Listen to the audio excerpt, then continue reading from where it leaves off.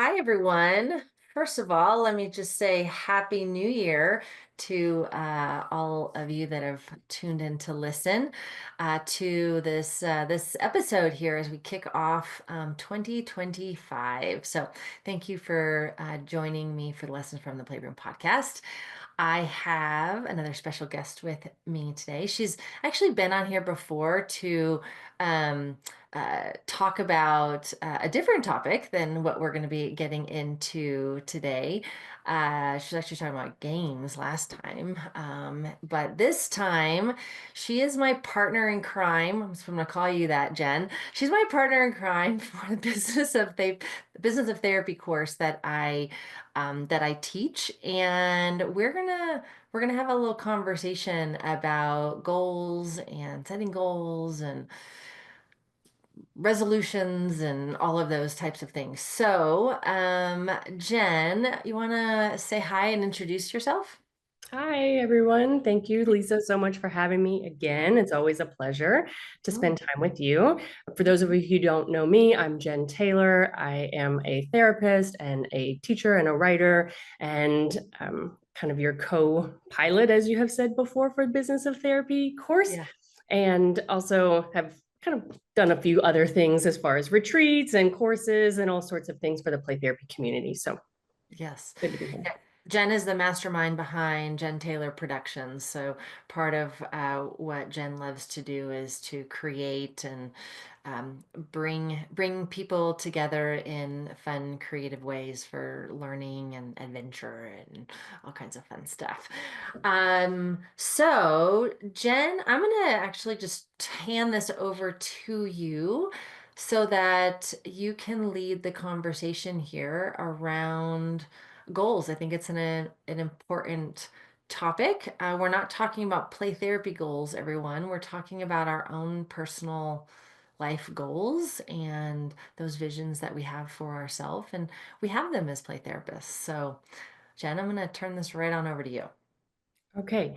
Well, before we do that, I think we need to back up just a couple of steps. And I want to give you the chance to tell people a little bit about this goal that you had, that you Mm. told me about some years ago when we were working on another project about creating this course that we're specifically talking about today. So, when we're talking about goals, take me back to that time when you were creating this course and kind of tell people a little bit about what it was that you were hoping to create and what we have now. Yeah. So, so Jen, how long have we known each other? Um, well, I tell people I cold called you in 2017 to get you to be a guest on the Play Therapy Summit. And since then, we've kind of just circled the globe a bit together. We have. So, Not too long. knowing, Jen, that it was inspiring for you to put workshops, events on really these, I mean, even the summit that you talked about, which was the first of its kind. So Jen Taylor was the first one to put together an online play therapy summit. And that's very much how I know you to be is you have a very innovative, creative mind and you love to put these things together.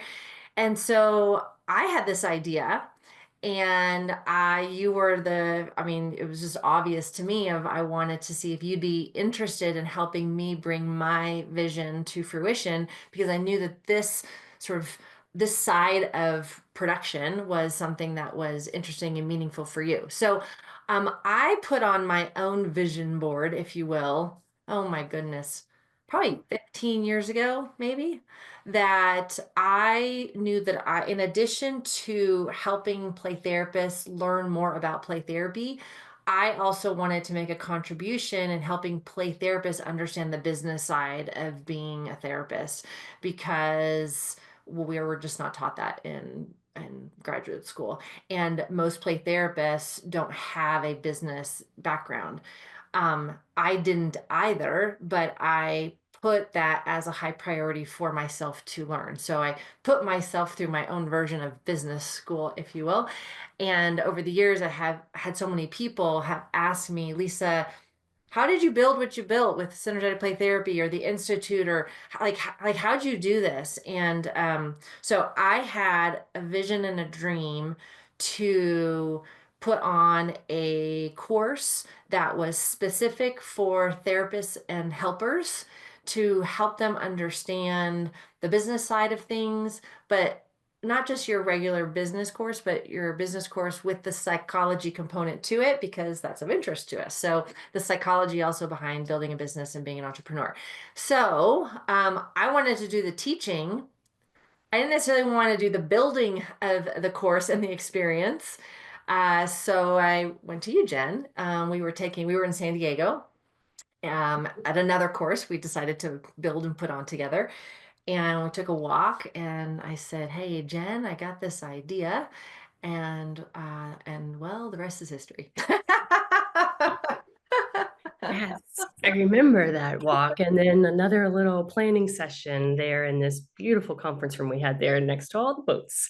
Yeah. And we started talking about visions and we started talking about goals. And so as we're here at the beginning of this year, it's a time a lot of people are again kind of thinking about their vision and thinking about their goals.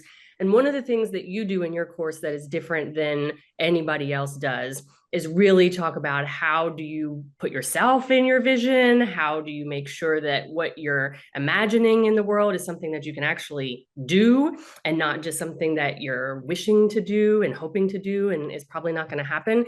So talk to people a little bit about resolutions versus visions and all of that stuff. Yeah.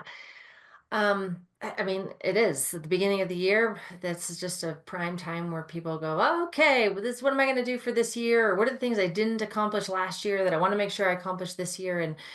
And it's unfortunately a very common occurrence that then we arrive at the end of that year and we look back and we go, "I still didn't do it." I still didn't do it. And then there's this sort of like, there's something wrong with me, or we beat ourselves up, or I'm not good enough. And really, none of that is true. Nothing is wrong with the person setting the goal. Of course, the person is good enough, brilliant enough, genius enough.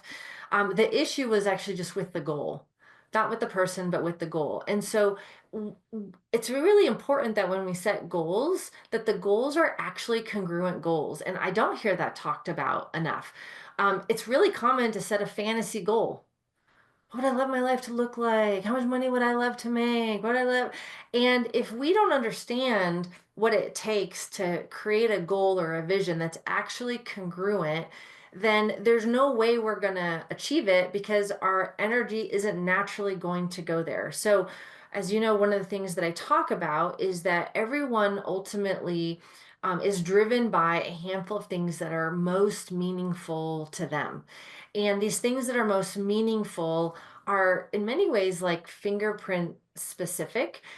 They come out of the experiences we've had in our life, the things that we have felt challenged by, the things we have felt that we didn't get enough of, which is so interesting to think that our pains actually create the things that are most meaningful and interesting to us. But there's a very high correlation connection there. But not getting into the full psychology behind that. That's one of the things we do get into the course. But the understanding is that we all have these things that are most important to us. So for me, it won't be obvious for people to hear, teaching. Teaching is one of my highest priorities, one of my highest values. It's one of my biggest loves. Um, being a mom is, business development is, health and wellness is, travel is. That's not gonna be a shocker to some people. And the thing is that my life demonstrates this. If you actually looked at my life and you looked at where do I spend my time? What do I spend my money on? What do I think about the most? What do I visualize the most? What do if I walked into a bookstore and I had to go to a book section, well, it's going to be on one of those topics. So my life and the energy of my life clearly demonstrates what is meaningful to me, what's inspiring to me, what I love to talk about, what I love to put my energy into, and that's me, right? That's me. And so if I am going to set a goal that is not in that, I'm just not going to accomplish it. So, Jen, for example, if I wake up on January 1st and I'm like, you know what? I have this new idea, Jen. I Jen, hear it. here's my new idea. I'm gonna make something up here. I want to put on a workshop, Jen. And in this workshop, I want to bring people together to learn about cars, Mhm. right? We're going to learn about cars. You know what? We're going to practice changing the oil in our cars. We're going to practice changing the tires in our cars, right? Because that's just the idea that popped into my head on January 1st. Or And people will say, I heard you can make a lot of money selling workshops about cars. or I heard, yes. So there we go. So you know what? I'm going to do that because, I know how to change the oil. That's actually not really true, but I know how to change the oil in my car. And so, yeah, I'm going to just do that because it's a good way of making money. My hope, Jen, is that because you know me, you would look at me and you would say, did you hit your head? Like what? Like, did an alien come in the middle of the night and steal your brain and you think you're someone else? Like, Lisa, you will not be successful in that endeavor. You won't be. And I think that's the message that I want to give listeners is that it's really important that you take a very honest look at who you are and what your life demonstrates. And that when you're setting goals, that they actually align with who you actually are. And you're not trying to build something, like you said, Jen, because you think it's the thing you need to do. It's the way that you think you should do it. You can hear my language in here, lots of shoulds. You think it's the way you have to do it. It's the way someone told you to do it. The way Um, it's always been done. yeah, it's always been done that way, and so that's right, status quo. So that's what you do. If you try to do it in that way and it's not aligned, good luck. Good luck. One of that, I'll share one more little story. I shared this in BOT when I was heading into college and I had to just make a decision on what my major was. I didn't really know what I really wanted to study, but I was told by many family members, particularly my grandmother, who I had in very, very high regard, that I should be a lawyer. Now I could sort of pause and chuckle why they might think that. I must have been a fantastic arguer as a teenager. But they said you'd make a really great lawyer. And so I then thought, well, they know me, right? They know me better than me. So, okay, law school it is. Let's go and start studying the courses we need to go to law school. And so my first year in college, which were my, prereqs to make my journey towards law, Jen, I was put on academic probation. Academic probation. Why? Because I hated my classes. I was not inspired by what I was studying. In fact, I was spending more of my time hanging out with my friends in relationship because relationship was actually what was interesting to me. And particularly the psychology around relationship was interesting to me. But I didn't give myself the opportunity to really think about that and appreciate that part of me. And so I was trying to be someone that that I wasn't. And well, I almost failed out of college as a result. And spoiler alert, you are not a lawyer. I am not a lawyer. No, I am not. It's it's such a good example though, because I think when people hear you say, is it congruent or do you have a congruent vision? A lot of people kind of scratch their heads and go, what does that mean? What is she talking about? So having you explain, I think, is really helpful. Yeah, well, I'll even give another one here. Um, so I knew with the Synergized Play Therapy Institute, like when I first sat down and wrote out the vision for the institute, it was really focused on training because I'm a teacher, right? I wanted to train therapists. Well, in my community, um, there was also a need for us to have, externship, internship sites, which that fell in line underneath the umbrella of my vision, right? There's still the training and all of that. So great. So the Institute started internship programs and externship programs and all of this. Well, one of the externs came to me at one point and said, why aren't we doing parenting series?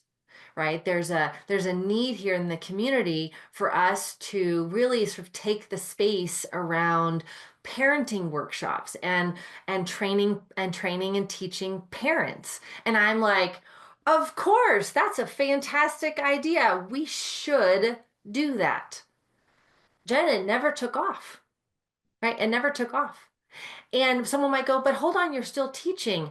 I was teaching, but at the time, my inspiration was not teaching parents. My inspiration was on teaching therapists. And so, even something that seems like it should be aligned, it wasn't congruent enough for it to really develop traction and take off at that time. Now, maybe if I were to shift gears a little bit more today, maybe that would be a little different because my energy is a little bit more aligned there. But back then, that wasn't what was fully congruent for me. It was about the therapist. It wasn't about the parent at that time. So that's a subtle one, but also one where I have to go, hold on. The original mission and vision of the Institute never had the word training parents in it. Mhm. Mm-mm. Exactly. And I think you've stayed very aligned to Mhm. that because I've heard you say things like that many times before where you'd be like, oh, is this about therapists? I'd be interested in that. Is this about the thing that those therapists are doing? Not so much, but how can I help support them? So that's a really good filter for you and for people to come up with their own filters. I think Yes. too about like how do you decide if this is congruent or not? You're Yeah, saying, does it align with these things that are most important to me, my unique fingerprint? exactly. You, Okay. yep, good. So then what happens? What happens so that I don't get things done? Right? What happens that I don't complete my huge mission that I set out for the year? Even I think I have it all lined up. I want to do the things that are important to me. We're going to go travel and, see all these amazing places and teach therapists things. What happens that gets in our way? Yeah, so well, there's the piece that we just talked about. Is there a component of it that's not fully congruent? Maybe aspects are, but maybe there's a component that's not. So that's just a deeper look at it's sort of like are you fully in your sweet spot, right? Because you are most magnetic and you have the highest ability of creation when you're in your sweet spot. Some people talk about right their flow, right? You're in your flow, you're in your sweet spot, right? All systems are firing go, so to speak. Um, Let me talk about some of the feedback that lets you know that you're not, just so that we can recognize it as feedback instead of there's something wrong with you. I just think that's so important because again, there's just so much negative self-talk that happens with a lot of this. So you know, I teach a lot about the nervous system and nervous system states, and talk a lot about dysregulation in our field. Yeah, so when we're trying to be someone that we're not, one of the feedbacks that we get is dysregulation in our autonomics. And so pay attention. Pay attention to anxiety, pay attention to dorsal responses, right? Um, pay attention to your autonomics because your autonomics are trying to let you know how well you're being yourself. I think that's a way of looking at that and thinking about that. Now, that doesn't mean that if you are going after a dream that you won't be anxious because yeah, it's also scary to go after a dream, which is the next piece of this. Sometimes, Jen, you can be so clear, like so clear about what you want to do. It's so congruent, like you can see it, you can feel it. It's like it almost feels like destiny. I don't know how else to say that, right? It's like of course it's going to happen. It's sort of a no-brainer. But yet it's still not happening. Check the fear.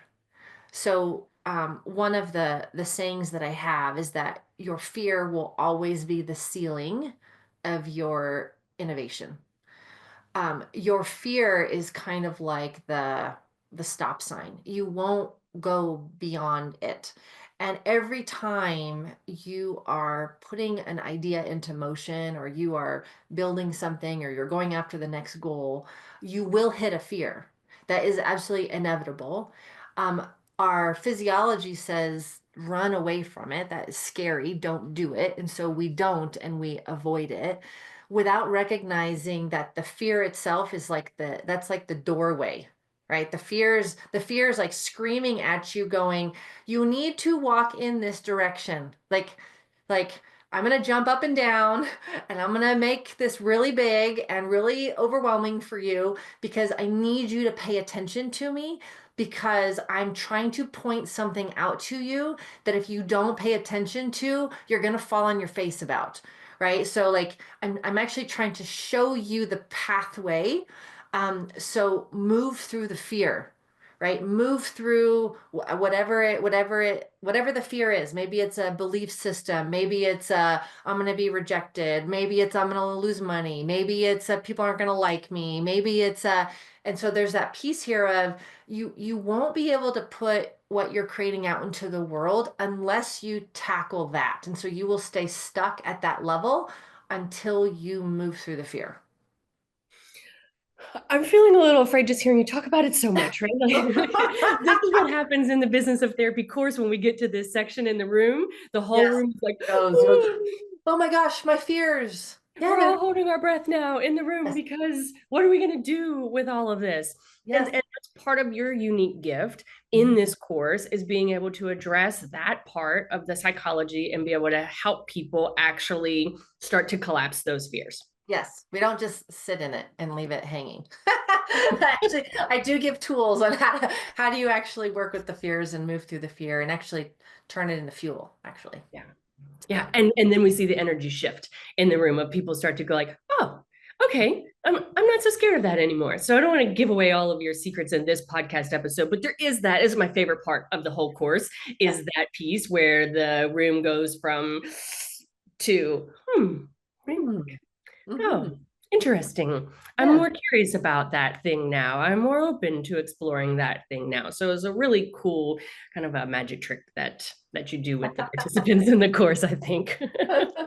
um, so going back to kind of pulling all this together as far as people who are at the beginning of the year talking about what are their goals, what is it that they're trying to create in the world, what is this big idea that you have and how you're going to put it into kind of into existence. You're talking about having people spend time. Well, like what could they do to pull all that together right now? If we were going to walk people through a little bit of a, one, two, three, Yeah. here's how you could put that into practice. Yeah. Well, one of the biggest ones, Jen, is people don't actually spend time just visualizing and dreaming. I mean, or they think about it for like, a couple minutes here and there, but um, it, act, the great successful entrepreneurs spend even more time thinking about their business than working in their business, which may sound totally backwards, but not really, because we need the time to create the clarity to be able to even understand what we're trying to accomplish and what we're trying to, even move towards. And so what I would say is find an afternoon or a morning or whatever it is, and spend some time just dreaming. Like just give yourself permission to dream. Um, and in that sort of dream, remember, there's fantasy versus congruency. So keep your dreams in check. But there's a couple things to consider. The first one is, what is unique about you? Um, if you're going to make an impact, it requires you actually to be different. And I think that we're afraid of being different, because different means we could be rejected, we could be made fun of, we could be pushed aside, we could be outcasted in some way. But different is actually really important when you're creating an idea or creating a vision. And the reality is that we actually are all different from each other.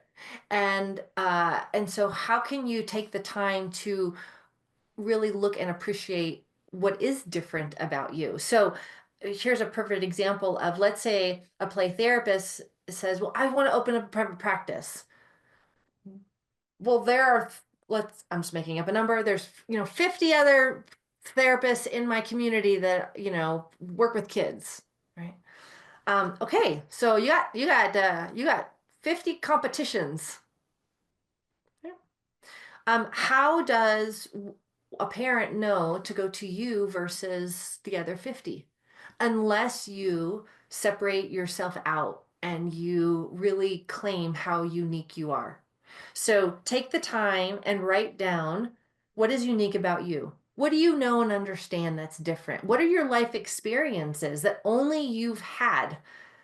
And therefore only you in your own configuration or your own whatever has this sort of understanding of this puzzle around this particular behavior set. All right, as an example, um, what's the knowledge that you have? What's the approach that you have? What is, and what's the training and background that you have? Take the time and actually write down what is unique about you. Um, that will also be a clue into what will be magical about what you can create. The things that are unique, if you are able to infuse those into your vision, well, that becomes a really interesting, right? That becomes an interesting vision. That becomes a unique dream. It becomes a unique vision. And so, yes, take the time to dream. Make sure it's congruent what you're dreaming, but also take time to write down what's actually unique about me and honor your uniqueness. So I'll pause there to see if you got any thoughts that are coming up before I continue. Well, I always have thoughts. The more you talk, the more my brain just fires on all cylinders. But my first thought was, I think in the course and when we've talked to therapists before, there's this paradox between I'm the same as everybody else. This has already been done before. And so how am I going to not repeat something else that's already happened? And then this piece of, but I don't want to be too different from everybody else because then they're going to laugh at me or they're going to make fun of me or it's going to be outside the norm. So you're really helping people to get right there on that kind of 1 foot in, 1 foot out One foot speed, out, exactly. Right on the right? on the edge of the window of tolerance for your consumer. You're Yes. familiar enough, Mm-hmm. but there's something slightly different about you. Yeah. Hmm. Yeah. Yes. And helping people to recognize that, which is really difficult for people because we often overlook what is special about us. I don't really think being a military spouse that has lived in 6 different states is all that special because I know a lot of military spouses who have done that. I don't think being a mom of twins is really all that special because I know a lot of moms of twins. But as you start to layer all these things Yeah. together on top of each other, then you start to really go, oh, well, Mm. these things all in a row really give me a unique perspective at how I'm approaching these things versus how you are somebody else in that same space. Absolutely. Yeah. Exactly. Yeah. Yeah. Yes. So Yes. I love that. Embrace our specialness. It's a hard thing. And then again, we kind of just keep coming back to those things over and over again. So you have this whole piece in the course about you as a person and your business and what's special about you. And then you do still cover the business part that we didn't get in social work school or in counseling school, which really just give people kind of that high level overview of what else we cover or what else you cover Mhm. in the 2.5 days that we're spending talking about business. Yeah. So there is a mindset around being an entrepreneur. So if you're going to create a business, you're an entrepreneur. And there is a mindset that goes with that. There are certain attitudes, if you will. There's certain like I'll give an example of just one. An entrepreneur actually embraces challenge, which is just very different than what the brain wants to do. The brain wants to run away from challenge, but an entrepreneur says, "Give it to me. Let me I know I need a challenge. I know I'm always gonna have a challenge, so let me choose the challenge. Right? I'm gonna get clear and I'm gonna choose the challenge that I'm gonna be working on. And that's an interesting part of the mindset of an entrepreneur. So that's just one of many things that we get into. But right, how do you begin to think like someone that is going to create something, right? How do you begin to think like the business owner? We talk about money. I mean, Jen, we could do a whole podcast on that. Of our field, if I may, has really confused making money with selfishness, and has really confused making money with entitlement. And our field has failed to recognize that actually, the more money you make, the more service you get to provide. Uh, It's actually quite the opposite. Now, I'm not saying that it doesn't exist out there. Someone make a lot of money in there, and it is a super selfish experience. I mean, sure, right? But most therapists, by nature, are not that, right? Most therapists by nature are service oriented. And so when they get access to money and resources, it actually can fuel this beautiful sort of innate drive we have inside to be of service even more, right? You now have the resources to build the next thing to help more people. You have the resources to offer scholarships in a different way. You have the resources to be able to like whatever it is, right? And so that your impact actually can be greater, but we have that really flipped and in our field. And so I try to do a lot around just dismantling that and helping people understand that it's okay to make money, and the ultimate goal from my perspective of making money is not to hoard it away. Yes, we do talk about savings, absolutely 100%. But there's also the service component of it, and how do we really see it in a big picture? But we talk about money, we talk about structures of money, we talk about the psychology of money, all those pieces. I share my own story with that. A lot, even what I just said, and allowing myself to move out of the making money is bad or whatever. I mean, I had to go on my own journey around that to be able to take a breath and really um, appreciate money, and appreciate money as a form of exchange between people, that it's really an exchange for a service. And so I had to go on my own journey about that, and I share components of that.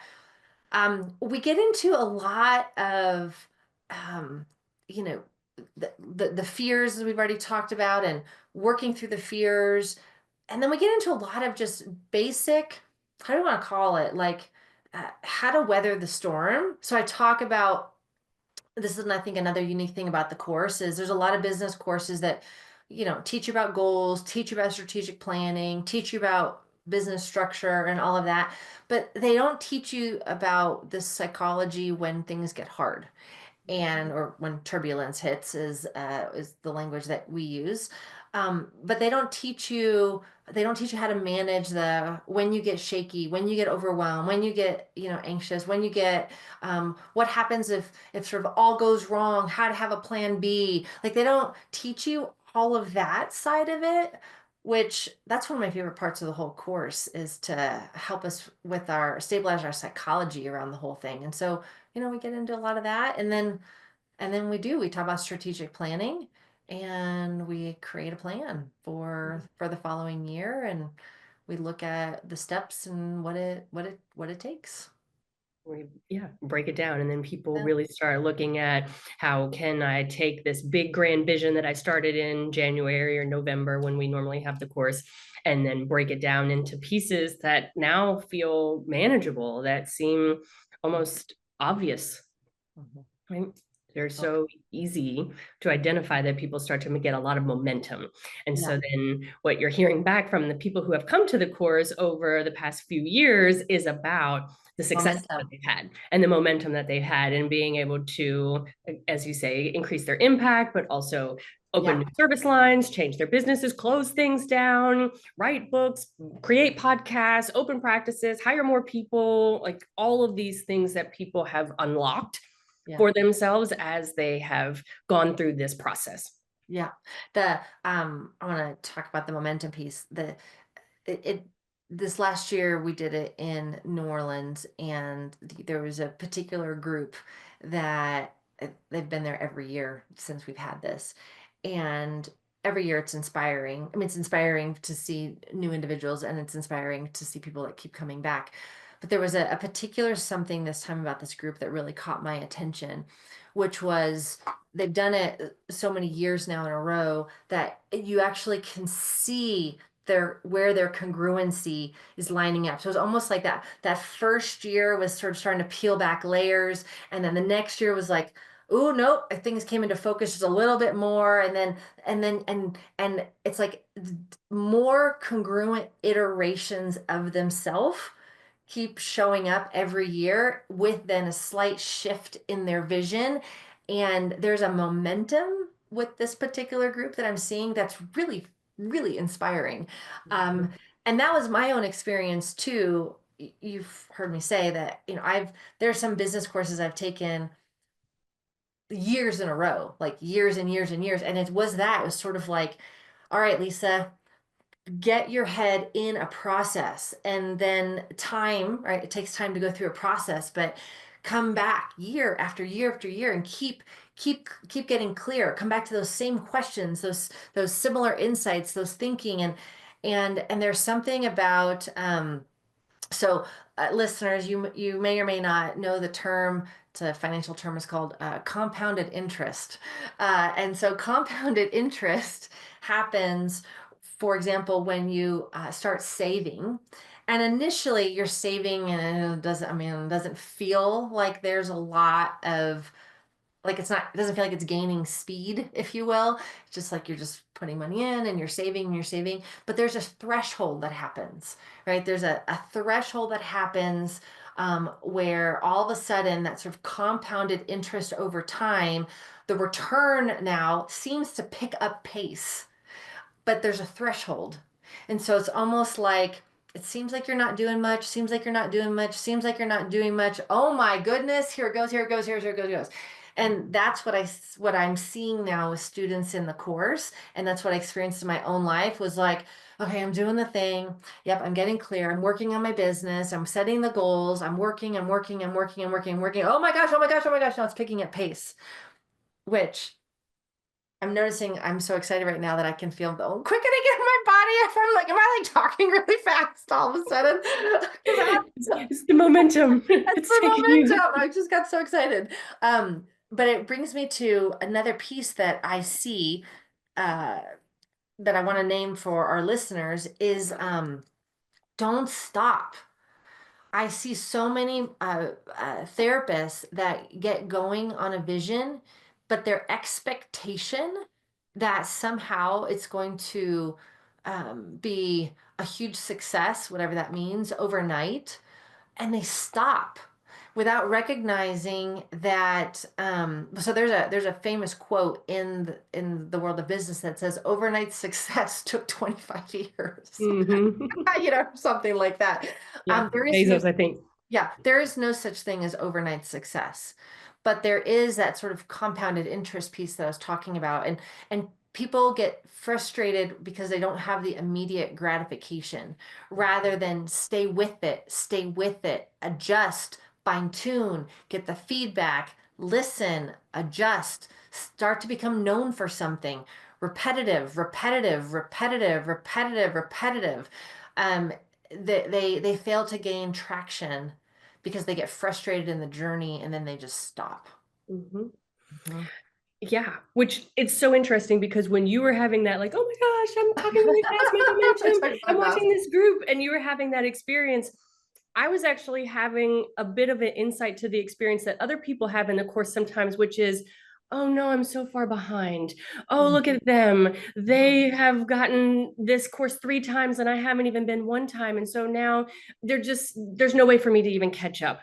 It's Mhm. not, I shouldn't even get started, kind of that experience of the shame, the frustration, the hopelessness that comes up when you feel like you've missed the boat on something.